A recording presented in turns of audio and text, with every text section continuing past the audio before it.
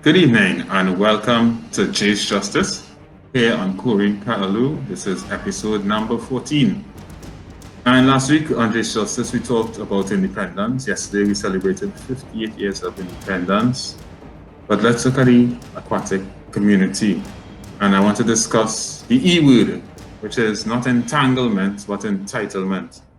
And I just want to give you all breaking news that I checked the Constitution of Trinidad and Tobago, and there was nothing there saying that you are entitled to the government of Trinidad and Tobago to pay for your child if they make a Carifta team, a Goodwill team, or a CISC team. But no more CISC, CISC. You are not entitled to that. We have had many Olympians, or even an Olympic medalist who has gone through Carifta and CISC without getting a cent from the government of Trinidad and Tobago.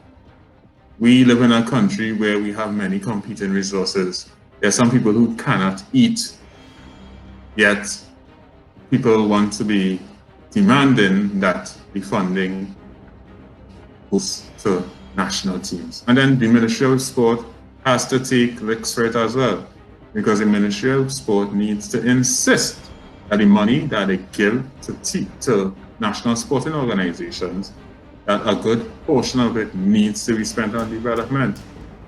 It cannot be about pacifying parents who maybe think that, hey, my child make a national team, a Carifta team, and they have to get funded.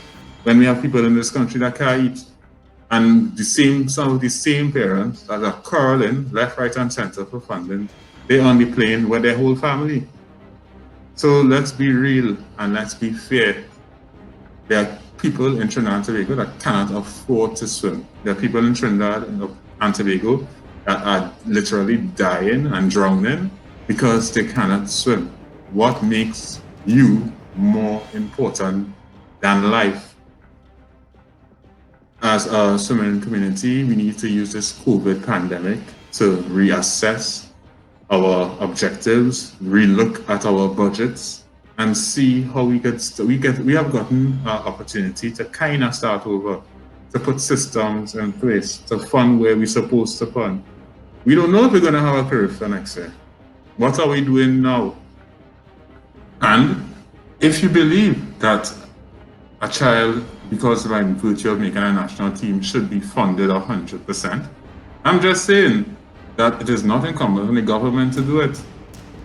The money that is being put forward for swimming is for the development of swimming, development of the sport. Yes, we want elite swimming, but we have to get the swimmers from somewhere. If we're not investing any in development, if we're not investing in coaches, every time there's a swim meet, depending on how things look, they may get paid or they may not get paid.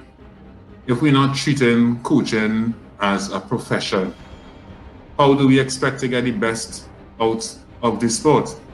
So we really need to reassess how we are going forward. I mean, let's be real. Millions of dollars have been spent on sending teams, and we haven't won a Carifta since God knows when. Millions of dollars have been spent on age groupers, and the Olympians still remain few and far between. Let us really take this time to reassess, to relook, to reorganize.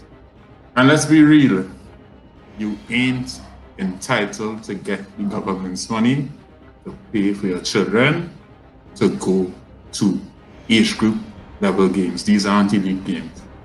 It was Albert Einstein who said the definition of insanity is doing the same thing over and over again and expecting different results. But right now, all of us should be in straitjackets, because it's the same thing going on over and over and over again. Let's get together, think about that red, white, and black, and sit down and come up with solutions for the betterment and for the development of aquatics in Trinidad and Tobago. Remember, mask up, it's law now, and that was Jase Justice, where justice is served.